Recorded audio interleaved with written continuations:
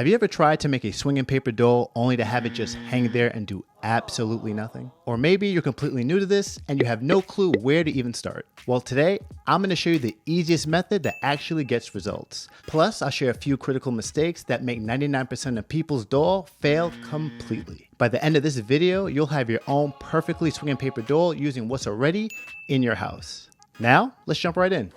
Alright friends, I'm going to walk you through the 5 simple steps that guarantee your doll swings perfectly every single time. For our first step, we have drawing our character.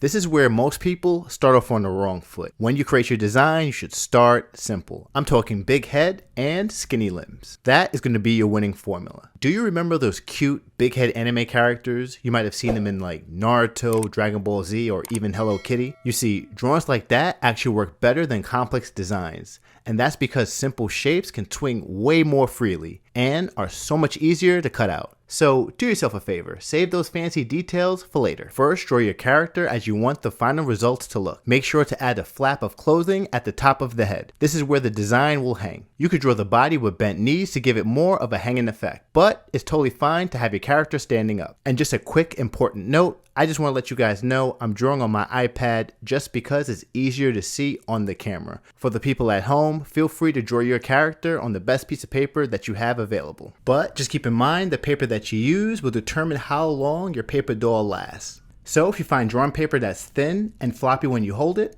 your swinging doll is probably not going to last long or rip in a few days. Some great options for drawing your design can be paper from a mixed media sketchbook or even printer paper. Now that your character is drawn, it's time to break it up into pieces. But this next step is the secret sauce in making the arms and body move together. If we mess this up, your doll will probably end up looking like Mr. Potato Head. And nobody wants that. Now it's time to create the movable joints.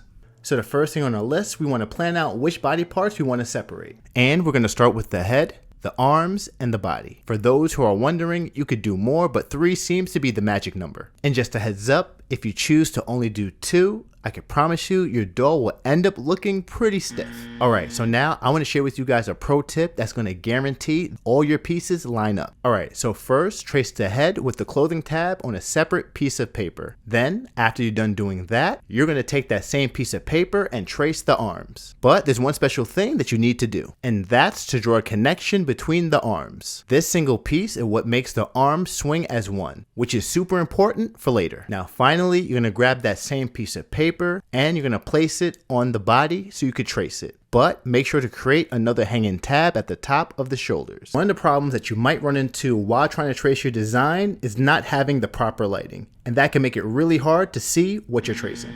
So before moving forward, I do want to show you a few options that will be able to make tracing a breeze.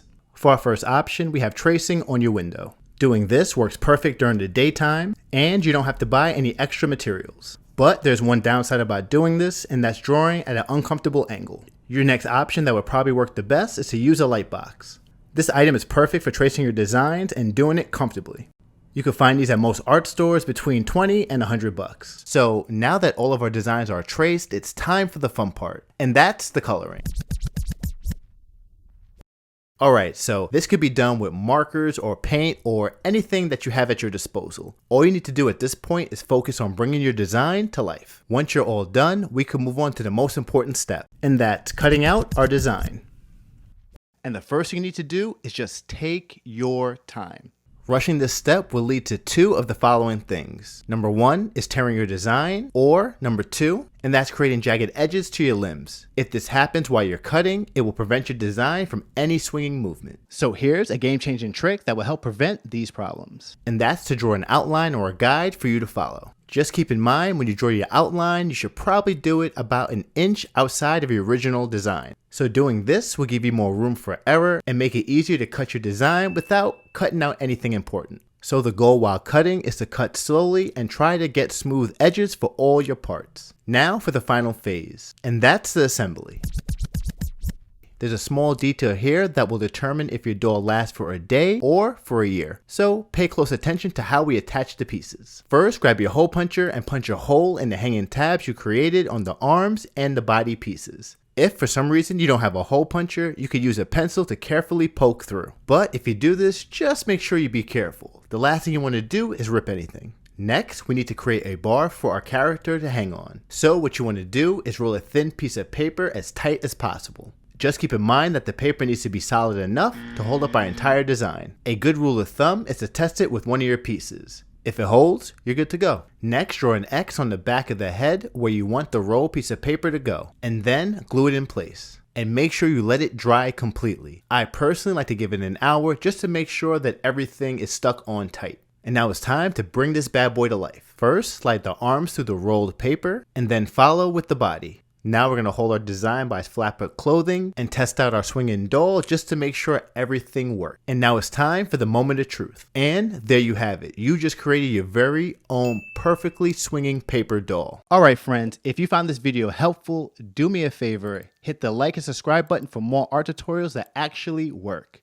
But if you want to learn another viral art trend, then check out this next video.